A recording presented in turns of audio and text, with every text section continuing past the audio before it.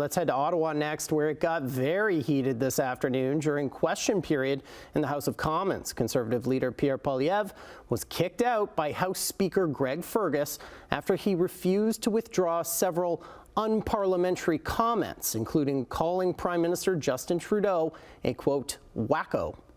When will we put an end to this wacko policy by this wacko Prime Minister? No.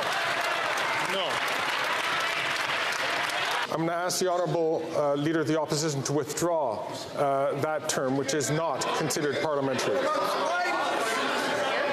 Mr. Speaker, I replace wacko with extremist. He is an The Honourable Member to please.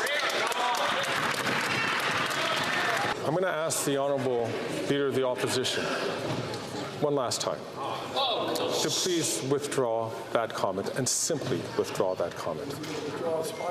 I simply withdraw and replace with the aforementioned adjective.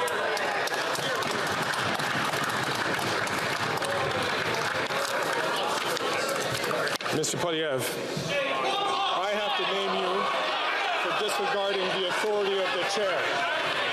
Pursuant to the authority granted to me by Standing Order 11, I order you to withdraw from the House and from any participation by video conference for the remainder of this day's sitting. For more on this, I'm joined by political analyst Keith Leslie. Keith, it seems quite unusual to have the Leader of the Opposition kicked out of the House. Unusual, yes, but not a complete surprise. I think this was pretty obviously staged by Pierre Poilievre. I mean, over the word wacko, a schoolyard taunt, calling the Prime Minister wacko. You can call his policies wacko, but you can't call the Prime Minister or another member of the House wacko. Clearly, he's doing this over some failed BC drug policy, not on something important like foreign interference in our elections or the Ukrainian funding of this sort of thing. He took the entire PC caucus out of the question period today as a stunt to get social media hits and to get headlines over this. But in reality, he knows full well the one way he's a lifelong politician, and the one way he could have stopped this was with one word: withdraw. Keith, Poilievre, before that wacko comment, Poilievre was initially warned by Speaker Fergus after he referred to Trudeau as, quote, the guy who spent the first half of his adult life as a practicing racist, referring to those black and brown face photos from the 2019 election. Why do you think today was the day Poilievre chose to go so hard after Trudeau? Well, it's what he does, isn't it? I mean, he just runs around saying Canada is broken. It's Trudeau's fault. Rents and housing prices are out of control. It's Trudeau's fault. Gasoline and grocery prices are out of control. It's Trudeau's fault. He offers nothing more than to do this. So what we've seen, though, is the Liberals are under fire for not fighting back much.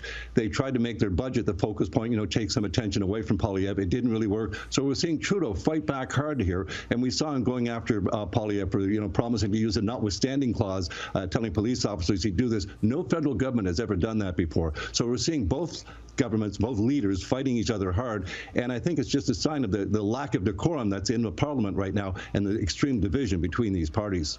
And I want to ask you about Trudeau, because Fergus also warning the Prime Minister about his behavior after he accused Poilievre of shaking hands with white nationalists. Trudeau dodging the issue Poilievre was bringing up, as you mentioned, the BC decriminalization plan for drug use in public places. Do you think the Liberals are worried that Poilievre's message on that is resonating with voters? Well, absolutely, I think it is, because quite frankly, I think it was a provincial policy that in BC that they asked the federal government for support for. The Trudeau government did support it. They were looking for a way, of course, all governments are to deal with the opioid crisis, but it turned out to be an unmitigated disaster of a health policy.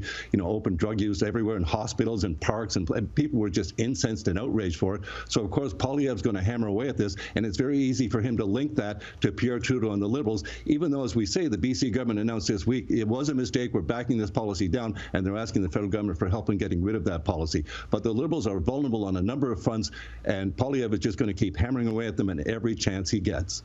That's political analyst Keith Leslie. Keith, thanks for joining us. Thank you.